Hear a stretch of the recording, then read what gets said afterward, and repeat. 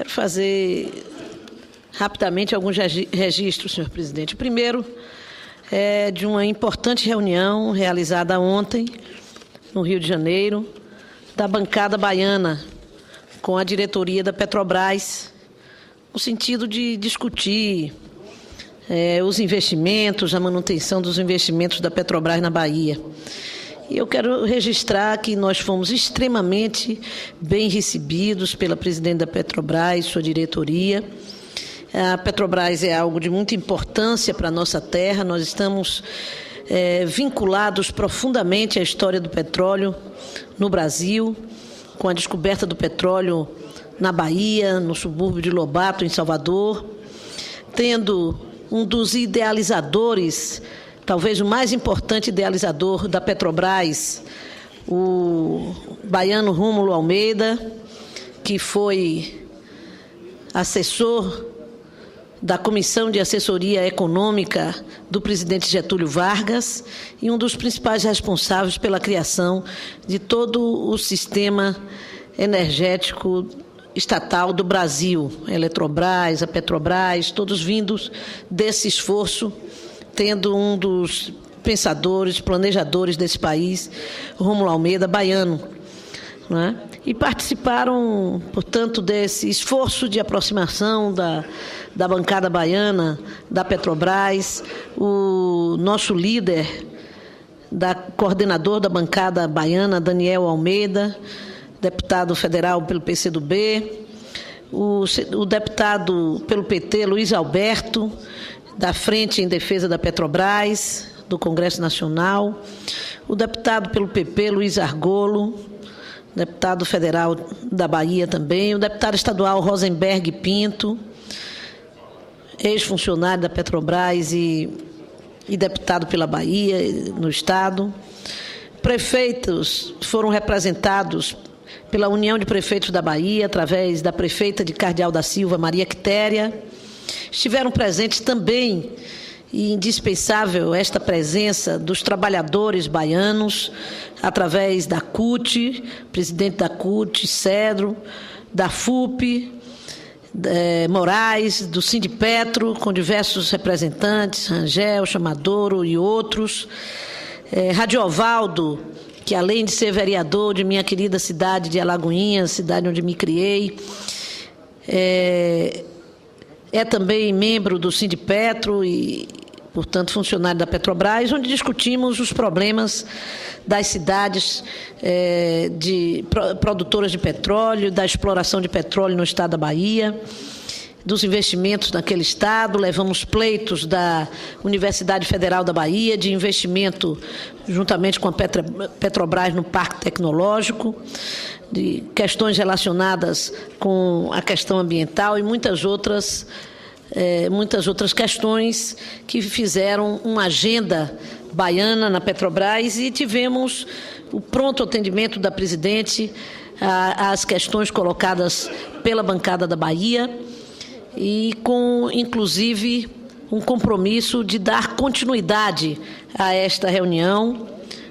agora desta feita, com os prefeitos, organizada a reunião com a prefeita Maria Quitéria, com os prefeitos, todos os prefeitos, ou uma parte dos prefeitos que queiram participar das áreas de extração e produção do petróleo, inclusive os novos campos que foram leiloados.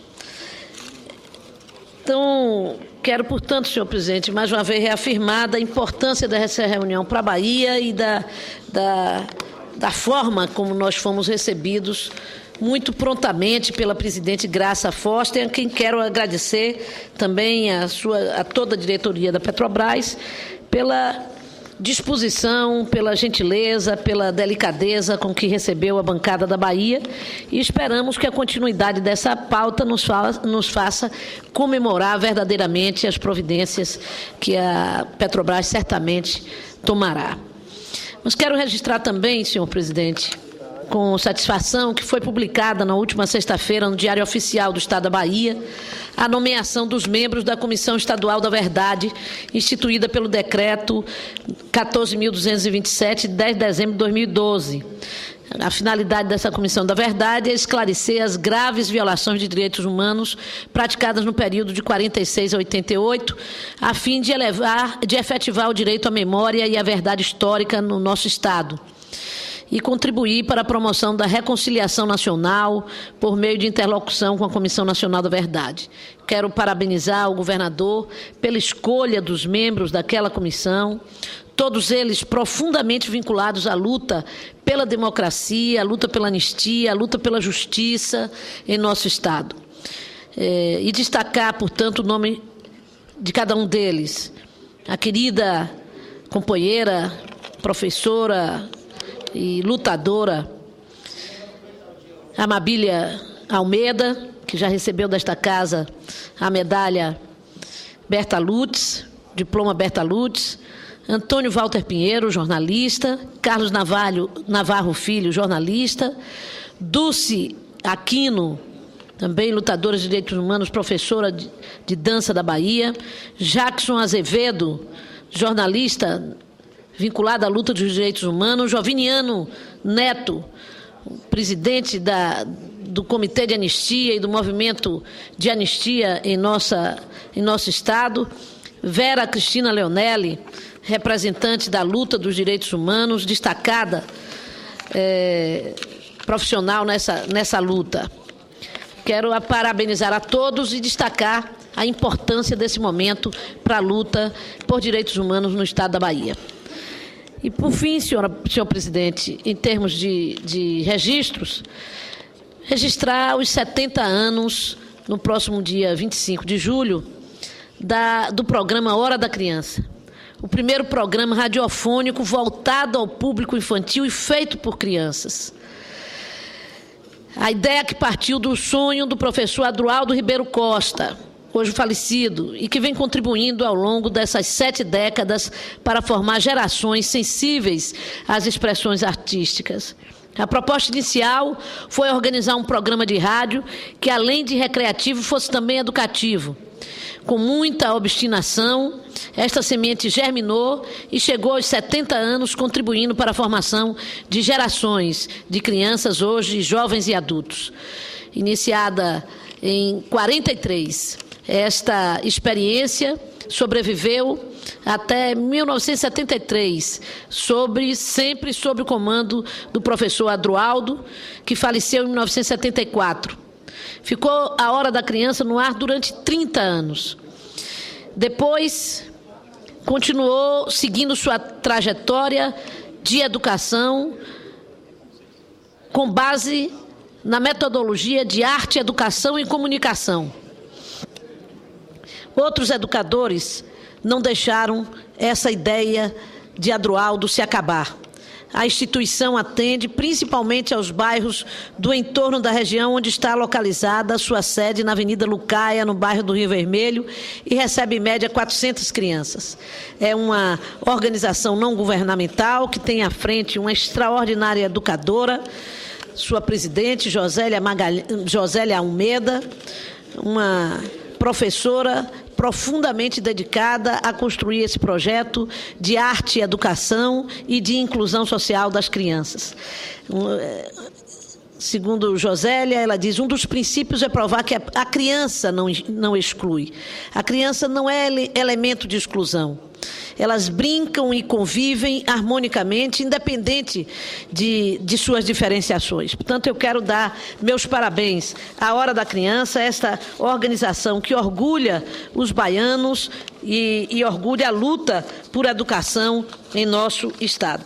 E, finalmente, senhor presidente, finalmente mesmo, dizer que eu vi aqui, ao longo da tarde de hoje, muitas exposições e ideias sobre reforma política. Justamente por ser esta uma casa essencialmente política, brotam ideias de todos os tipos. E eu quero reafirmar algo que tenho dito toda vez que debatemos essa questão da reforma política. Eu apoio a ideia de nós constituirmos uma comissão que possa iniciar uma negociação com a Câmara dos Deputados para que nós possamos produzir algo nesta direção ao final desse trabalho e não fiquemos numa contestação da produção daquilo que foi feito pela Câmara ou a Câmara daquilo que foi feito pelo Senado, caro líder Pimentel, mas eu creio que é preciso entender e responder reforma política para quê? E eu não posso entender uma reforma política, neste momento no Brasil, que não seja para democratizar o acesso da população à representação política do Parlamento brasileiro. Eu não posso pensar um projeto de reforma política que não possa garantir a modificação da participação das mulheres e dos negros no Parlamento brasileiro, maiorias excluídas dessa representação política. Eu não posso pensar, apesar de reconhecer o enorme progresso que essa representação política vem tendo ao longo dos anos, com a participação de operários, com a participação de representantes dos trabalhadores do campo, da cidade, de trabalhadores urbanos, ainda é uma elite política que tem a maioria neste parlamento e que representa a elite econômica deste país. E é esta reforma política que interessa ao povo. Nós podemos ler do jeito que quisermos as manifestações. Cada um busca olhar a manifestação de acordo com a sua posição e opinião política. Eu não posso me afastar da ideia de que essas manifestações, acima de tudo, clamaram por participação direta nas decisões do país. E esta manifestação não se contrapõe à democracia representativa, ela clama por mais espaço da democracia participativa, não se contrapõe à democracia representativa, mas ela diz sim que essa democracia representativa precisa representá-la melhor. E para representá-la melhor, tem que ter mais a cara do povo brasileiro. Por isso, senhor presidente, eu não encontro ligação entre uma reforma com esse conteúdo e a ideia do voto distrital. É impossível pensar numa reforma política no Brasil para instituir o voto distrital sem compreender que ela elitizará mais ainda o parlamento brasileiro. Eu compreendo que o voto proporcional hoje permite a escolha distritalizada que a maioria do povo faz, dos deputados estaduais, principalmente, em cada região dos estados brasileiros, mas ela mantém e permite democraticamente, unindo-se ao voto no distrito, o voto de pensamento, o voto das mulheres, o voto dos negros, o voto de identidade religiosa e o voto de identidade ideológica. A Constituição brasileira, a Constituinte de 88, deu a este país um sistema político profundamente democrático. Cabe-nos defender esse sistema eleitoral e aprofundar a sua ligação com o enraizamento da democracia em nosso país e não inverter a lógica daquilo que o momento mais democrático do parlamento brasileiro realizou, que foi o momento da Constituinte de 88, há 25 anos atrás. Quando comemoramos agora este 25 anos, não comemoramos 25 anos da Constituinte brasileira, senador Paim, Vossa Excelência Constituinte que foi, para retroceder das conquistas democráticas, inclusive do sistema político eleitoral que o nosso povo realizou.